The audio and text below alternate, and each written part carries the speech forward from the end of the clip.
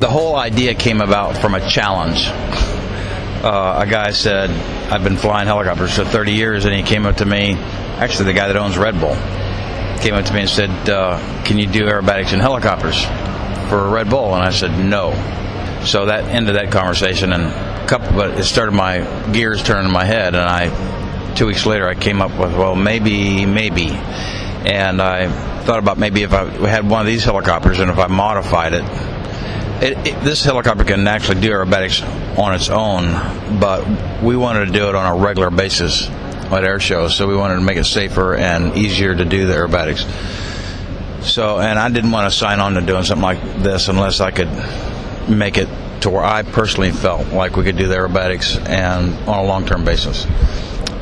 So I told our boss about it and at Red Bull, and he said, go ahead and make it happen.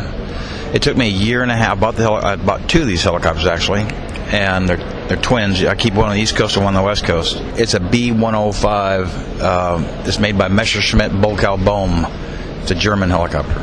The process took, like I said, a year and a half to buy the helicopter and then think it out and modify it and teach myself how to do aerobatics and then do the aerobatics and then get certified for it. The exact process that we did to modify it is a secret, but I'll tell you the basics of it, and that is we have this helicopter that has a rigid titanium single-piece rotor head on it, and that's that right there you're looking at, and in the middle, and it has composite rotor blades coming off of it. It's the emitter composite. So between the rigid head and the composite blades, and then the transmission is bolted down hard mounted to the airframe. And then I've got titanium tail rotor drive shaft and tail rotor hub and blades back there. Tail rotor hub and assembly is titanium also, and the tail rotor blades are also composite. So we've beefed up the tail section, and we've changed the center of gravity a lot, so I can do aerobatics on a regular basis. So that's technically how I can do it. It's just from those modifications.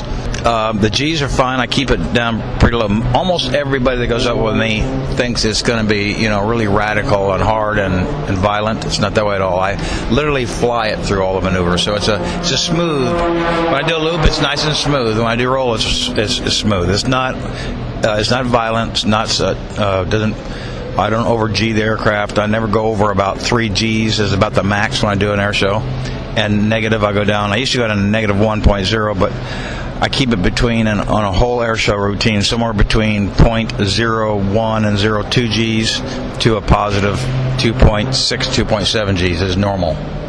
And I can do my full routine inside that envelope.